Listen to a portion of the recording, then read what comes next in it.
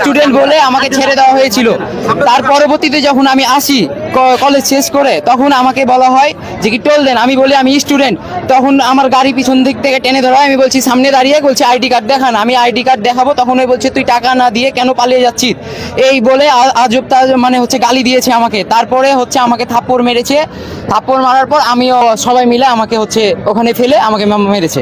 সবাই মিলে একসাথে পা দিয়ে লাঠি দিয়ে আমাকে সবকিছু দিয়ে মারা হয়েছে।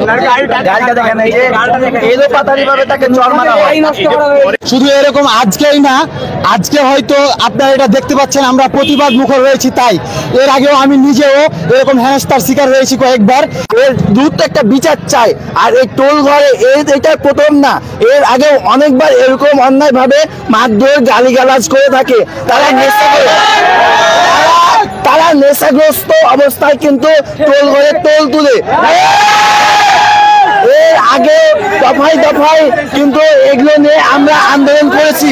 তারপরে ডিসি স্যার এটাকে কিভাবে যে গ্রহণযোগ্য দিয়ে আবার পুনরায় খুলে দিল, আমরা ছাত্ররা এটা শুনে খুবই হতাশা হয়েছি।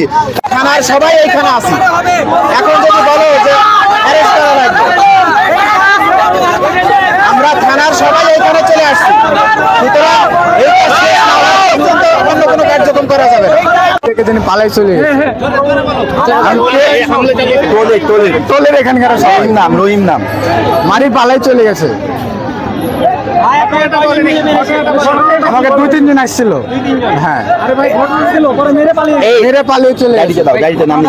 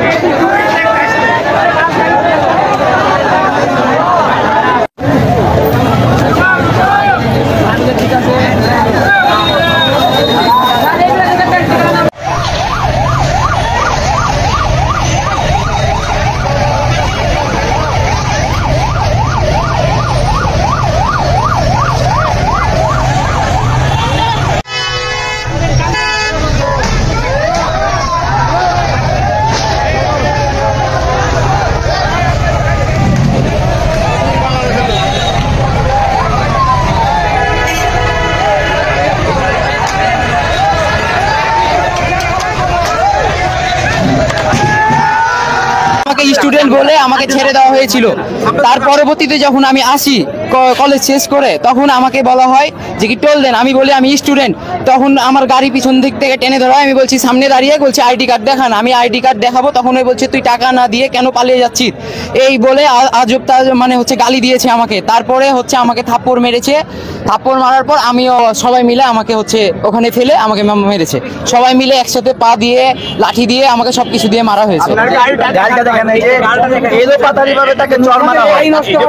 শুধু এরকম আজকেই না, আজকে হয়তো আপনারা এটা দেখতে পাচ্ছেন আমরা প্রতিবাদ মুখর রয়েছি, তাই এর আগেও আমি নিজেও এরকম হেনস্থার শিকার হয়েছি কয়েকবার।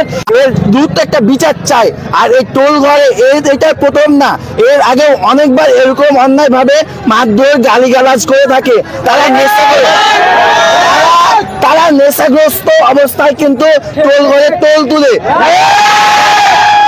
এর আগে দফায় দফায় কিন্তু এগুলো নিয়ে আমরা আন্দোলন করেছি।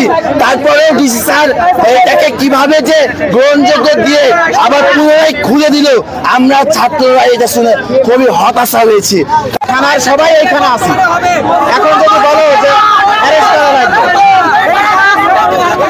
আমরা থানার সবাই এখানে চলে আসছি। সুতরাং এইটা শেষ না হওয়া পর্যন্ত অন্য কোনো কার্যক্রম করা যাবে না। তিনি পালাই চলে টোলের এখানকার রহিম নাম মারি পালাই চলে গেছে। আমাকে 2-3 দিন আসছিল। হ্যাঁ, মেরে পালিয়ে চলে গেছে। গাড়িতে নাম লেখা আছে।